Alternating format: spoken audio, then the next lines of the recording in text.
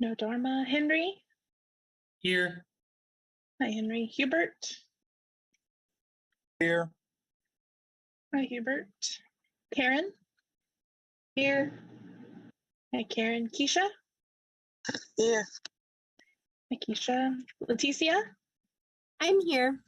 Hi, Leticia. Melinda has not yet arrived. Morgan? Here. Hi, Morgan. Nicole is not yet here. Onisha?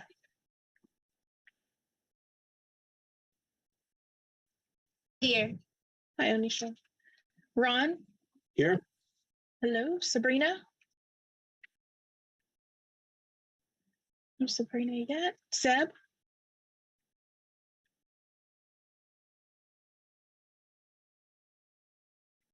Zeb, are you there?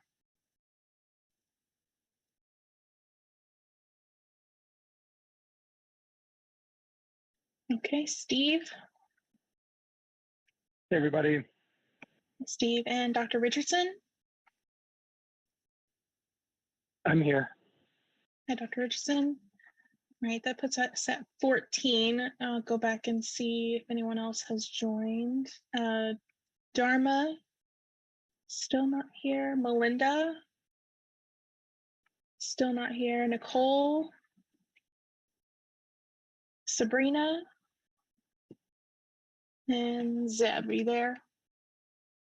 Yes, I'm here. Hi, Zeb, thanks. All right, we're at 15. Sydney and Melinda also just joined us. Okay, I'm Melinda. Yep, I'm here. Hi. All right, that puts us at 16.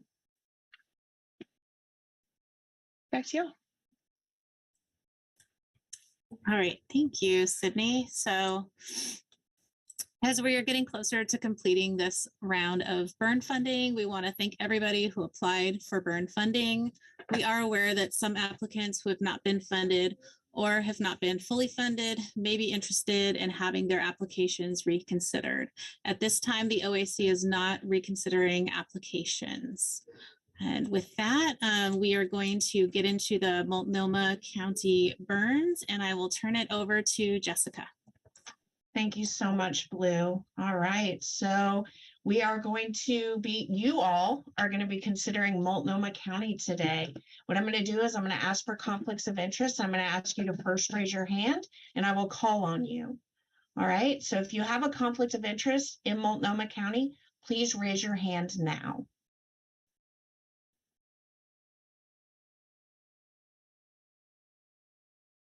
All right. Keisha, would you like to declare your conflict? Yes, I have a conflict of interest, an actual conflict with Metro Plus in Multnomah County. Okay, thank you for declaring your conflict. If you could please mute yourself and turn your camera off, but stay present for quorum, that would be great. Next, we have Hubert. Would you like to declare your conflict? Yes, I have a conflict because I work within the side of the county with a couple of agencies, and I have to recruit myself. Thank you, Hubert. Again, thank you. Please turn off your camera, which is already done, and mute yourself, but please stay present for quorum. Thank you. Next is Leticia. Yeah, I have a conflict of interest with the Pathfinder Network, and it's an actual conflict. Thanks, Leticia. Thanks for declaring. Just go ahead and turn your camera off and mute yourself, but stay present for quorum. Thanks. Next is Onisha. Hi, Onisha. Hello. I have a conflict of interest with Miracles Recovery Club, and it is an actual conflict. Okay, great. So just turn your camera off and mute yourself, but stay present, please, for quorum. Any other conflicts? Last call. Okay. Hearing none. We're just doing some quick math here. So as you can see, we only have, I believe we had 16 members. Is that correct? Oh, wait, we have one more member joining, Sabrina Garcia. I'm gonna real quick call for her, see if she would like to declare a conflict in Multnomah County. So if you can just give me 1 second.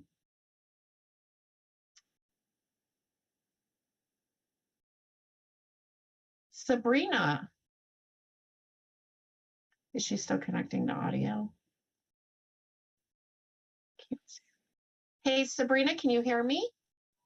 Yes, I can hear you. I'm at a human trafficking event, so I'm sitting outside so I can participate in the vote. Please bear with me if it's a little hazy for me to connect to audio when it's time to vote. No worries. I just want to give you an opportunity to declare a conflict of interest in Multnomah County if you have one. And hearing none from you, I'm going to go ahead, and I don't think we have anybody else in the waiting room.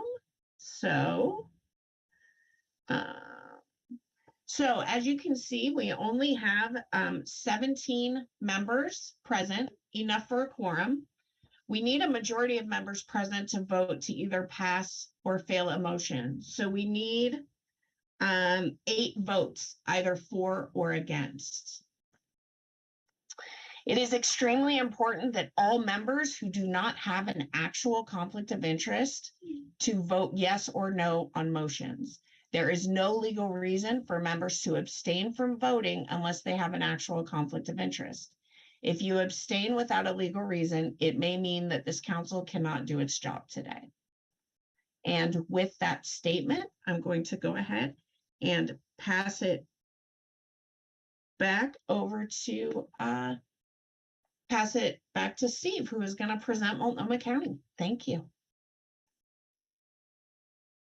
Oh, Steve, we can't hear you. And I just want to call out that I was incorrect. We need 9 votes. Shannon put it in the chat. So we do need 9 votes. And now I'm going to pass it over to Steve. Thanks. I think I'm off mute now. All right. Let's dig into Multnomah County. So just a couple of things in advance. This is obviously the largest of all the county regions that we have and will review together. Prior decks have been in the range of 5, 10, 15 slides in that neighborhood. We have 32 slides today to cover the entire region. What you'll notice from a budgetary perspective is there's actually 3 types of changes that you'll see. The first of those are any reductions that the subcommittee directed the various agencies to do. Then there, because as you'll see in the budget, Multnomah was one of those counties that was under the allocation. There was funding that was put towards the housing, and you'll see that across the variety of burns that were constructed in this county region. And then the third area was there's also the provision that you all authorized for a prorated increase across a variety. So there's a lot of activity going on here in the budget changes that have been made over the course of this project. Next slide, please. So here, there's actually 2 slides that show all of the approved resource providers here in Multnomah County. What you'll also notice is that all of the boxes are checked. There's a variety of choices in all of these categories. And you also see in the burns that were constructed that each has all of the necessary services provided. Next slide.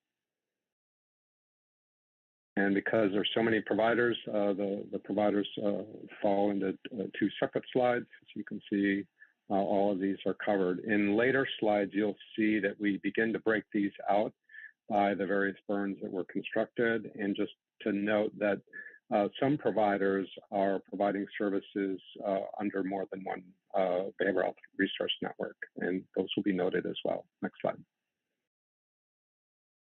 So the complications with multnomah had to do with just the broad range and number of providers, and then also that there was almost $10 million in under allocation. Initially, this was a smaller number in the $4 million range, but after the various cuts that were directed by the subcommittee, it was actually closer to 10 million by the time that was all done, which is why the funding went out in a couple of phases. One of those, again, was housing, and the second of those was a prorated formula. Next slide. So here begins your feedback to the providers and questions and concerns. And so there's a number of slides that relate to these. So the first of these is bridges to change, and the question related to culturally specific populations being served, and how will bridges expand their housing capacity. So Bridges responded that they will continue to partner with specific culturally specific organizations in Multnomah County to serve communities that have been most harmed by the war on drugs. They will add between 125 and 154 units of housing, and that variability is depending on what it actually costs to stand up those units. So it will be in that range depending on the property. It will include 16 units of culturally specific housing for African American residents, supported by the Miracles Club.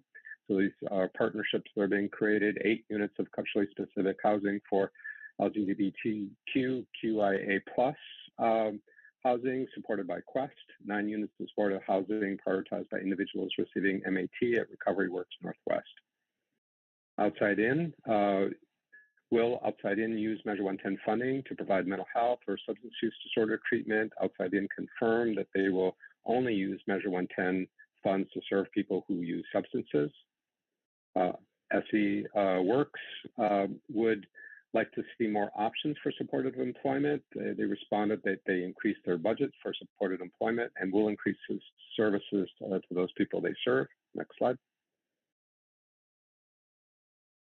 Next, Women First Transition Referral Center increased funding for direct client services, and they confirmed that they, in their budgets, they increased rental assistance offerings. Bright Transitions, feedback was to fund the program, not property purchase, and so they removed that property purchase from their budget, and you'll see that reflected when we get to the budget slides.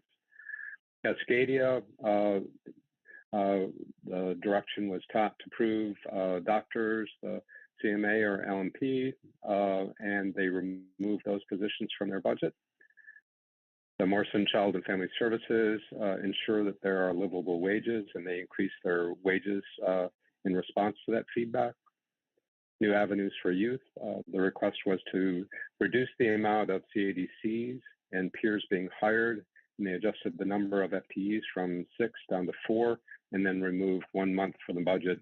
They had originally submitted a 19-month budget, and that was a number of organizations did that because of the way the form was laid out, so they corrected that error. Lutheran Community Services, make sure salaries are tied to the position and exclude psychiatric services and board salaries, and they made those changes as directed and excluded those items in their final budget. Mental Health and Addiction Association of Oregon, they were directed not to fund housing or training, and they removed the housing and training from their budget, and you'll see a substantial cut in their budget reflecting that change. Next slide. Portland Street Medicine, what positions are being filled with contracted staff? And they report that there are 2. One is a wound care peer technician and a lived experience contractor. The rest of the positions are employed staff. And I'm sorry, I think both of those rather are wound care peer technicians with lived experience.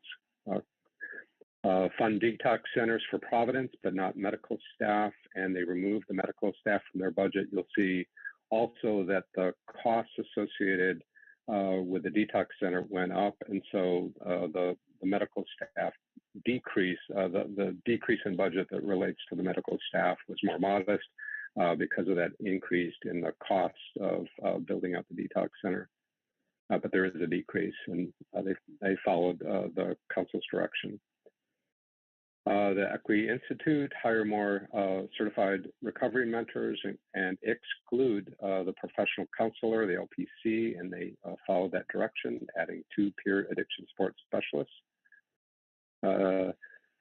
CCC Puentes exclude the licensed medical provider, and here they push back, and we support that. Obviously, it's still the council's call here, but what the point that they made is that Central City Concern Puentes program provides culturally and linguistically specific services to over 315 Latino, Latina, Latinx individuals a year, and 60% of those clients are categorically ineligible for Medicaid. So there isn't another source of funding for these needed positions.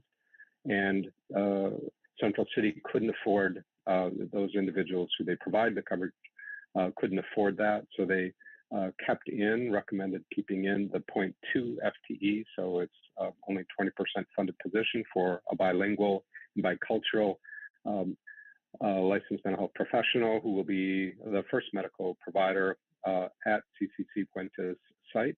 And again, we at OHA are supporting of that and hope the council will consider that exception. Next slide. So following all those changes, again, there was about $9 million or almost $10 million remaining. And so just a reminder, the priority directed by the council is to first explore expanding housing options with providers. And we did, if you recall, there are 14 housing providers within this county region. And many of those housing providers did add to their budgets. And if there's still funding remaining, the rest is to be prorated, which we also did. And you'll see the budgetary changes that result from those two things, starting first with housing. Next slide, please.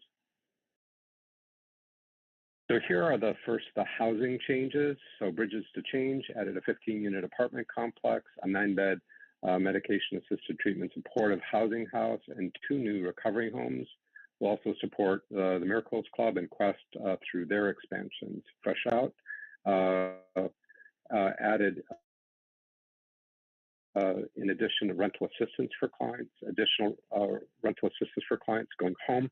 Will acquire gender-affirming housing to serve individuals identifying as African American, Black, seeking recovery services who do not have suitable housing. Just Men in Recovery added additional emergency rental assistance and utility assistance for up to 300 clients. Miracles Club increased direct rental assistance for support housing clients, added 2 8-bed houses for African American clients, stabilizing and women supportive housing. Oregon Change Clinic expanded capacity from 25 to 60 clients by leasing a new building and built 35 early recovery beds. Slide. Women First Transitions and Referral Center increased rental assistance for women graduating from the housing program. The Inside Alliance added purchase and renovation costs for a 5-bedroom home to offer supportive recovery and transitional housing for single adults. Right Transitions, after removing the real property purchase that was directed earlier, added back rental costs and maintenance for a building that will focus on recovery housing. Project Patchwork increased staff wages to livable salaries for their program and acquired a 6-bedroom home for family housing. Project Quest added an 8-bed supportive housing for LGBTQIA+ clients and increased supplies and costs for expanded program offerings. Next slide.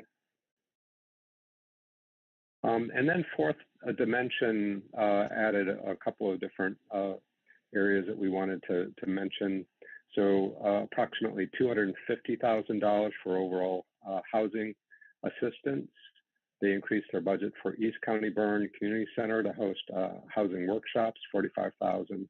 And then almost $500,000 for Latina, Latinx specific housing.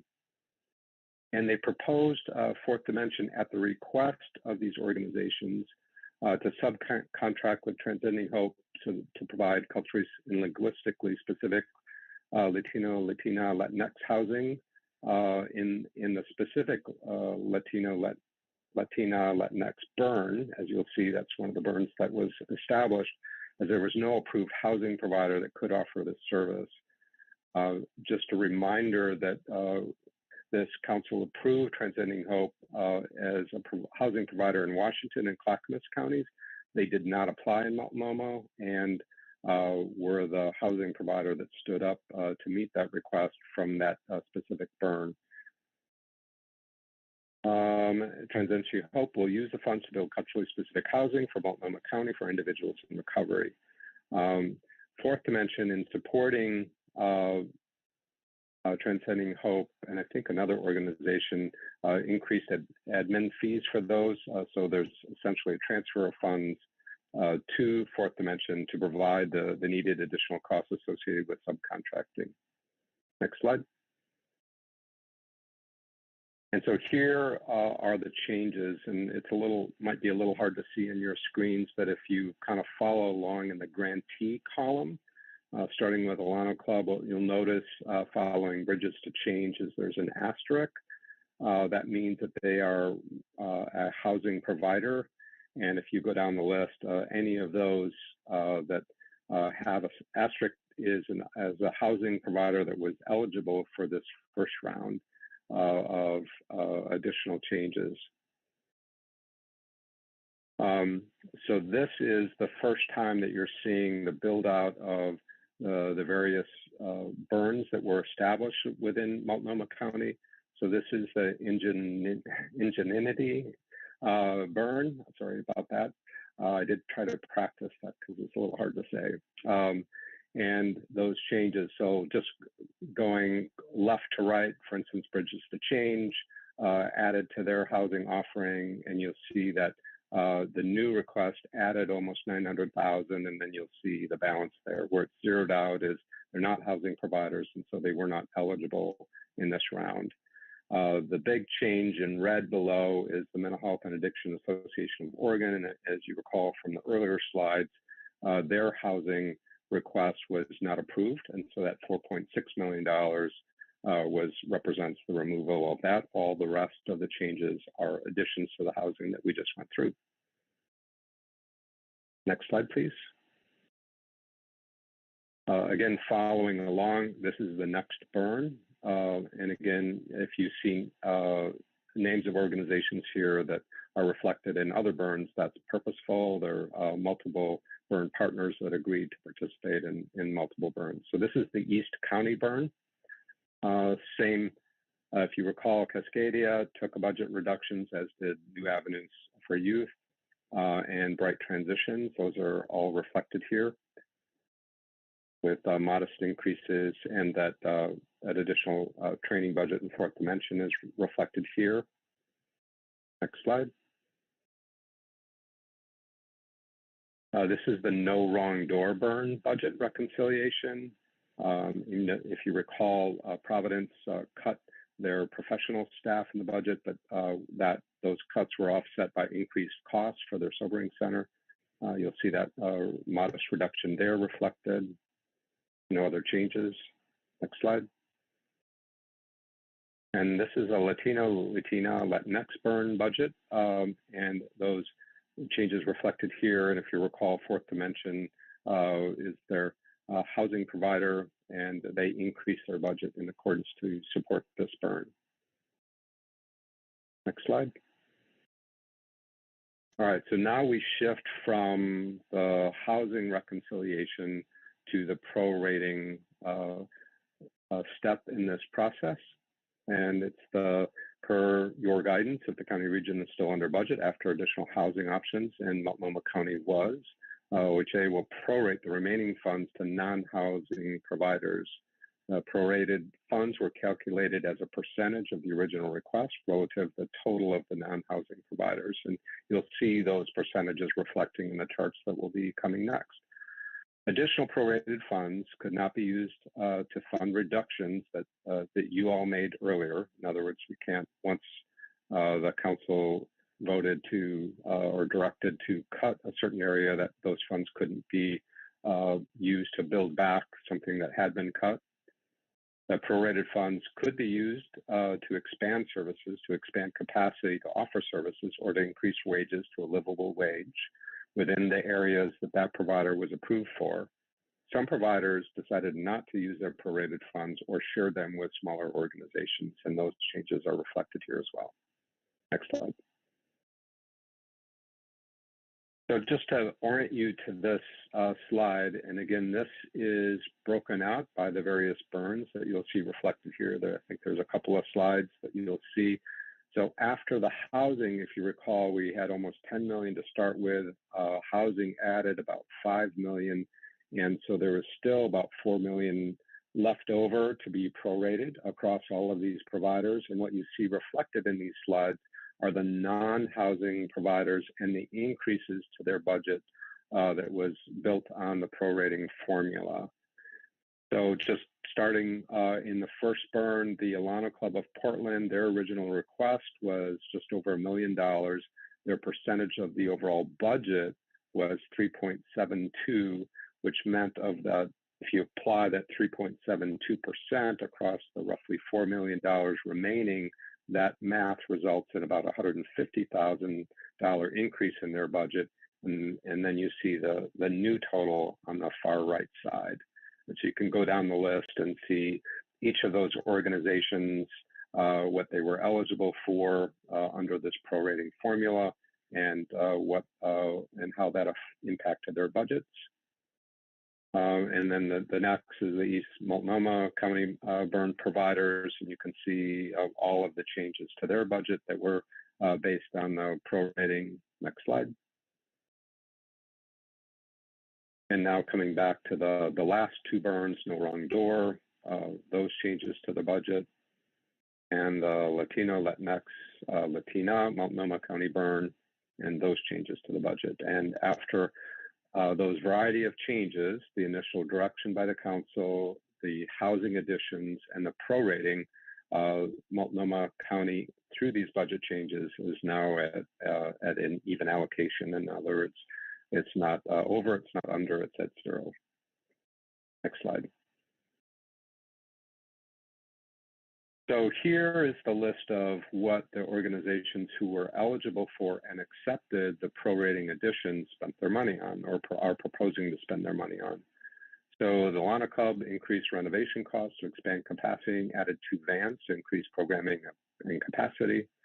Metro Plus added an LGBTQIA+ outreach coordinator and training, also added BIPOC and LGBTQIA+ recruitment and retaining vouchers. Outside in, revised salaries to provide livable wage and increase supply budget for approved services.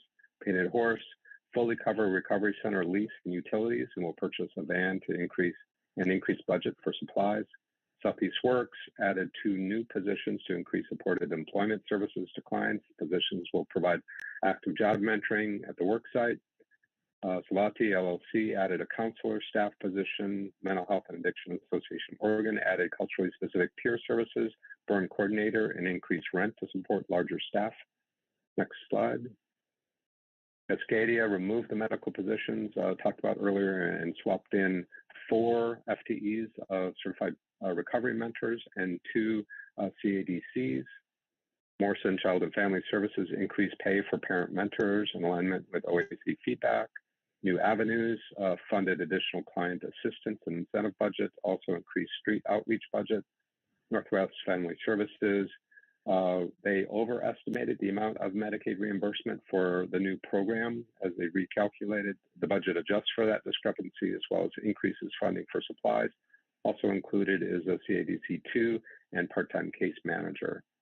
Pathfinders of Oregon added 0.15 FTE administration staff to assist with data reporting, added a peer support specialist, increased peer basic needs assistance to expand capacity.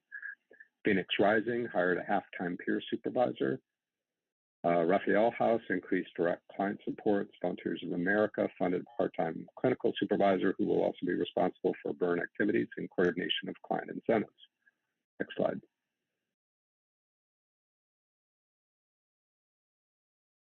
Continuing, Yazin's Love LLC increased living wages for staff, increased budget for training, increased budget for rent, furniture, bookkeeping as a result of inflation and rental increases since the original budget was proposed.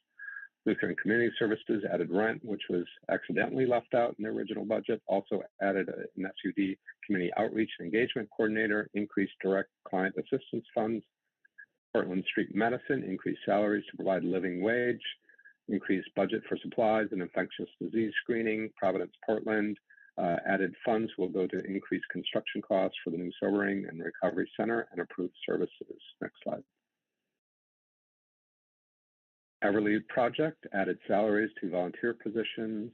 Maria Equi Institute added staffing costs and increased staff wages.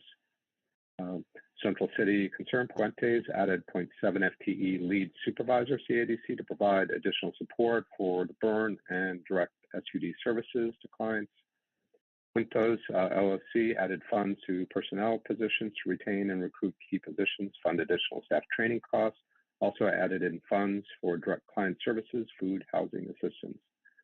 Northwest Institute Latino increased funding for case management and social safety net support for undocumented clients, increased funding for rent to accommodate larger staff, increased professional development opportunities for staff.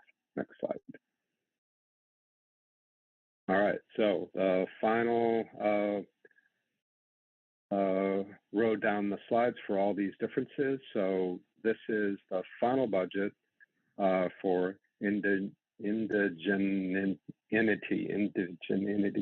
Wow, I'm sorry, that's embarrassing. But regardless, the final budget that shows all of the changes for the housing and non-housing providers, the original request, the new request, and the differences. All of those are increases except for the Mental Health and Addiction Association. As you recall, the large decrease in cutting proposed project. Next slide.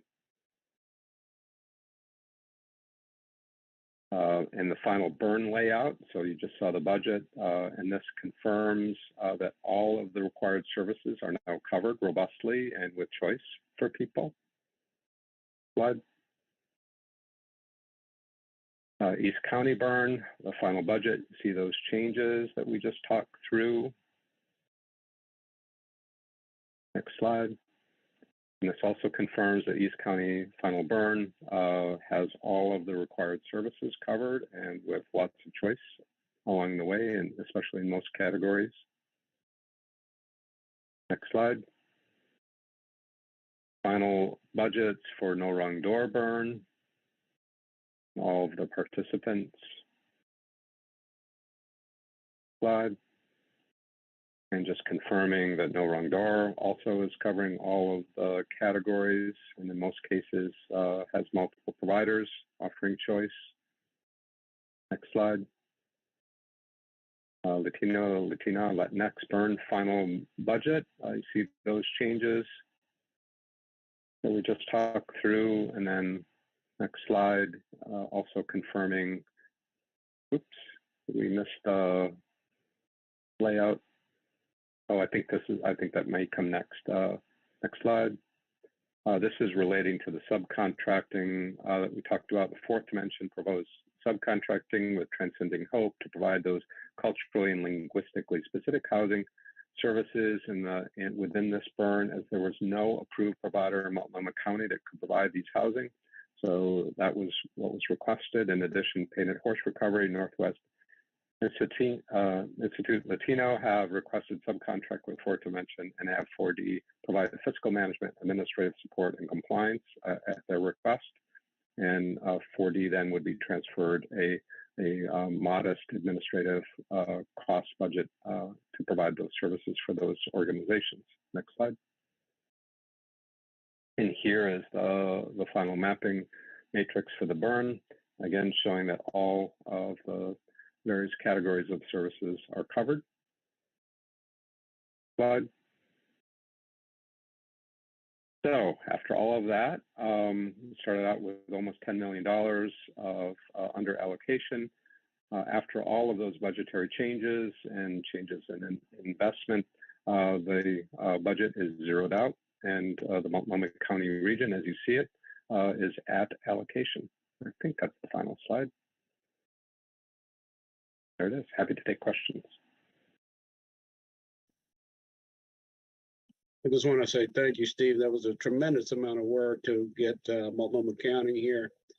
I was hearing only peripherally here from, in the general zeitgeist here in Multnomah County about the amount of work that was taking place and OHA's leadership in bringing these together and helping these negotiations move forward in a very complex and complicated county was a huge lift. And I want to just commend you for your efforts and your actions at OHA to make sure that this was able to get done in a timely way.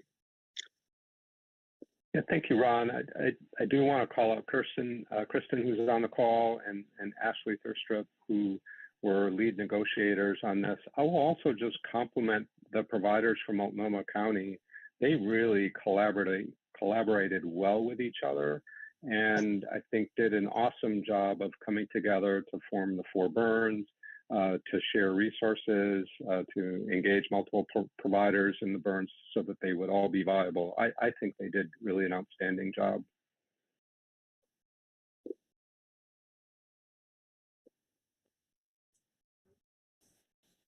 I had a question. Yep.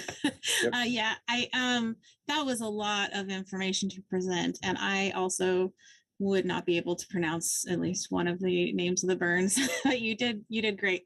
I noticed I was trying to take notes that was really going fast. It looked like in 2 of the burns there is only 1 housing provider, and I didn't hear about any housing providers that are low barrier housing first. And I was just curious if you had any information, especially the burns where there's only 1 housing provider. I did hear a lot about recovery housing and family housing and rental assistance, but it wasn't really clear to me. I'm just curious if you have that info. Yeah, thank you, Blue. And I'll call on Kristen if she's available to sort of talk through, because she was directly involved in these housing negotiations about what we were able to encourage the providers to do. Yeah, thanks. And that's a good question. Our approach in Multnomah County was really to follow providers' leads in terms of forming their own burns and their own networks. And so we weren't very heavy-handed in terms of placing providers within each burn. I will say a lot of the providers who are offering vouchers or rental assistance are also providing those as housing first options. And I can't, with 14 providers, I'm not going to lie, they've all kind of blurred together. And so I'm not able to recall exactly which ones are offering housing first off the top of my head. But I do know that those options are out there in Multnomah. You happen to know about 4D since they're the only provider in 2 of those burns? I can try to look that up real quick and follow back up maybe after Karen asks her question.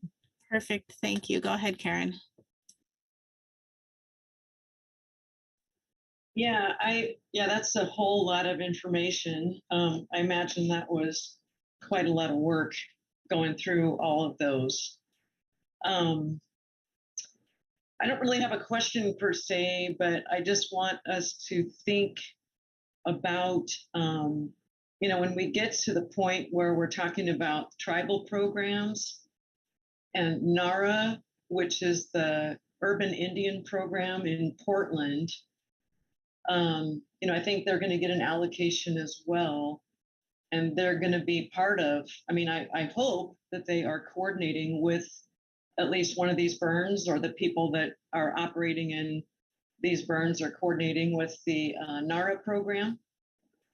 So I just am contemplating, that coming into being, and we're, Multnomah being so large with so many players. I just don't want us to forget about NARA and the Urban Indian Program up there and what they do. Thanks.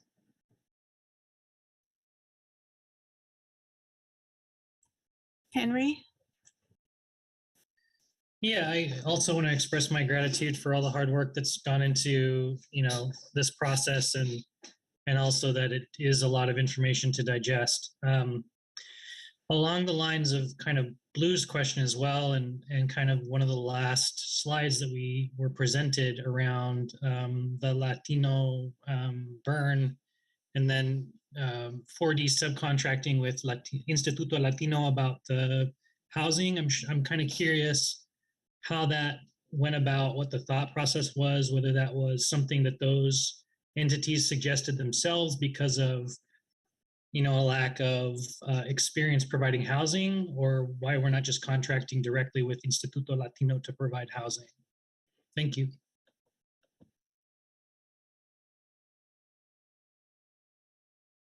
Kristen, did you want to take that question? And I know that we have an update on 4D, if you want to do that, or if you'd like me to. Yeah, I can take that. So to answer Blue's question, 4D is not a housing first provider, but they can refer from one burn to another burn to a different housing provider that is. In response to Henry's question, there wasn't an approved housing provider within Multnomah County that was really equipped to offer culturally and linguistically specific housing for Spanish-speaking individuals and the Latino population. So when we were discussing the creation of a Latino burn, Northwest Instituto Latino, CCC Puentes, and Juntos kind of came together and asked that we find another provider in the community who was willing to provide that service. And so they really came to us with that suggestion and that transcending hope option. And so in the spirit of Measure 110 and really following community lead, we decided that it was wise to go with what they had brought forward and who they wanted to work with to offer these services, and working with the provider who has some experience in that field.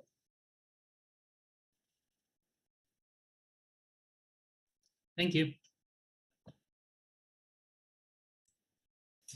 So I'm curious as to why maybe there were so many different burns. If they're going to have to refer out, it sounds like it doesn't sound as though there are a lot of options for people that are housing first. And Chapter 944 rules state that people all across the spectrum of substance use must have housing options in each burn. It seems like it would make more sense to maybe combine those to have complete burns. I'm just curious if that was considered at all. Again, I think we really wanted to follow the lead of community and the relationships that they had made. I know some of this work really predated our negotiation process. Providers had kind of started to come together and form relationships and start discussing referral pathways and collaboration. And to echo Steve's comment, I think all of the Multnomah providers are very collaborative and committed to working with each other. But we wanted to really follow their lead in terms of arranging the burn configurations the way they did. Thank you, Ron. And just from the subcommittee's point of view, we were very careful in our review of the responses from the proposers regarding the question that you're asking. And so the ones who are that we move forward are ones who we felt satisfactorily addressed the question regarding low barrier housing.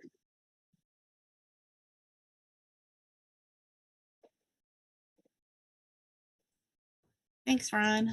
Any other questions about the presentation? Yes, this is Caroline. I thought my hand was up, but I think I got too much stuff behind me for you to see my hand. So I think it's always kind of hard, even though these are good questions, it wasn't in the application. And so I think we need to be very careful.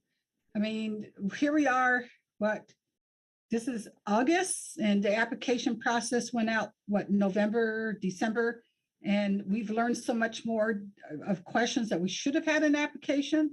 So I think with the size of Multnomah County and being the size that it is with so many cities, that I'm very impressed myself in terms of how you guys were able to organize all this. It could have been total chaos. It probably looked total chaos when you guys started. So I'm not sure, if we could request something that we didn't put in the application in terms of creating one burn, or even for them to collaborate more, because I think it's pure size. And then I think there's some groups, in there that's not going to relate to some of these other groups. So with all that in mind, I would like to make a motion that we accept Multnomah County as was presented. I'll second. Oh, you beat me. So there's a motion and a second. Ron, did you also have a question or were you just raising your hand? Yeah, I was going to move it, but okay. Caroline moved it. Okay, any other discussion about that motion? Oh, Carolyn? No, We just saw your kidding. hand. Okay. We saw your hand that time. Okay, then I think I can turn it over to Sydney. Yeah, so motion to approve Multnomah County as it was presented was seconded. Amy, how do you vote? Yes. Thank you, Amy. Blue. No. Thank you, Blue. Carlos. Yes. Thank you, Carlos. Caroline. Yes. Thank you, Caroline. Has Dharma arrived? No. Henry. Yes. Thanks, Henry. And Hubert stated an actual conflict of interest, so he will not be voting. Karen. Yes. Thank you, Karen. Keisha also declared an actual conflict, as well as Leticia. Melinda, how do you vote?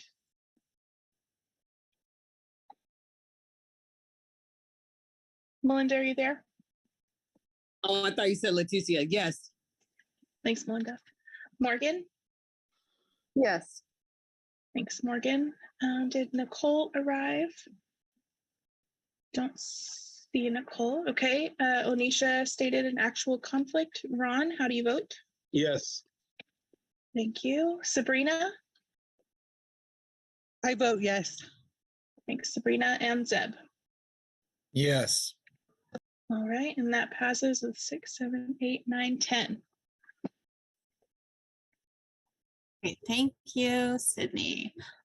Okay, so I think Jessica has got some OHA updates coming up next. Yeah, thanks, Blue. Congratulations, everybody. That was a big vote and kind of a big deal. So I don't want to let that moment pass without letting everybody know. A lot of work went into this, and we only have 2 counties left. So that's one update that I have. And Sabrina, yeah, we're good to go. You can go ahead and go. And real quick, I see Ron, you have a hand. Yeah, I wanted to ask about the remaining counties, Lincoln County and Jackson County, to see if we can get an update on the status of those negotiations.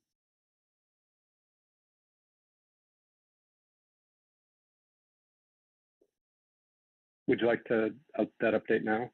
Yes, that'd be great. Yeah, so first of all, just congratulations.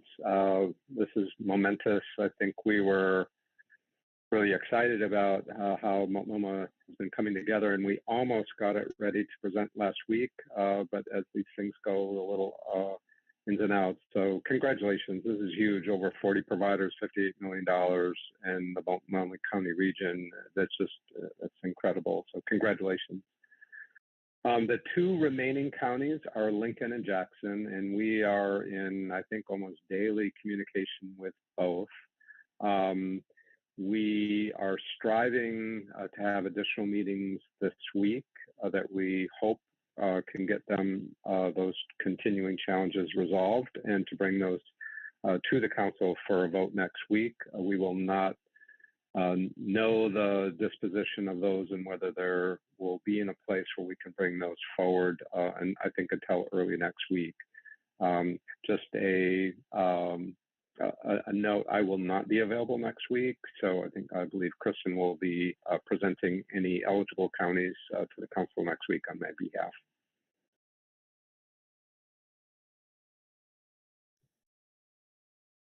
Ron, did you have a follow-up? Yeah, I think we had talked about kind of the concept of a possible like drop dead date for moving counties forward if they're unable to come to an agreement. Is that currently under consideration or part of the conversation? Yeah, Ron, I think at this point it's clear to us that we need to set down some parameters to sort of get this ironed out, and that's our intention. I think we have a strategy for both county regions, and in one county, we're waiting for some other decisions to be made that aren't in our control. But those decisions we think will be made before the end of the week. So yeah, we're at the point where we think really clear directive action is needed to help them to finalize these negotiations, and we're prepared to do that. Thank you. Appreciate that. You're welcome. Keisha, did you have a question? Yeah, can somebody repeat the final tally of the votes? I got kicked out. I just wanted to hear. The vote passed with 10 yes votes and 1 no vote. Thank you. Okay, so back over, I think, to Jessica for some OHA updates.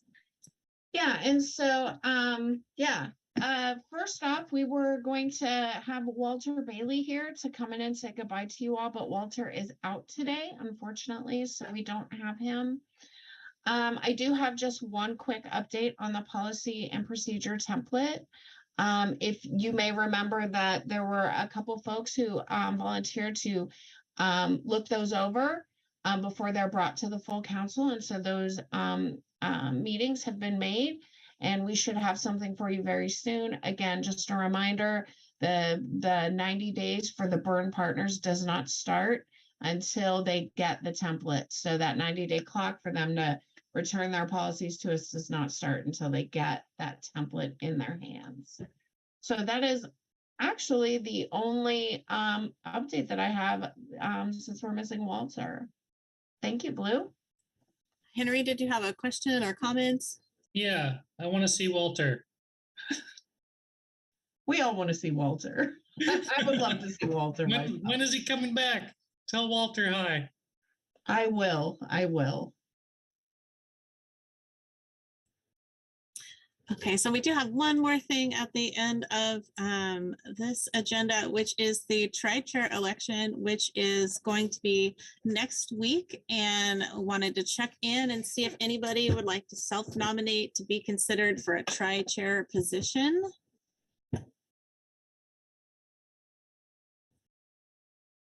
Onisha? Yes. You would like to self-nominate? Yes. Okay, awesome. Anybody else interested in a tri-chair position? Okay, thank you.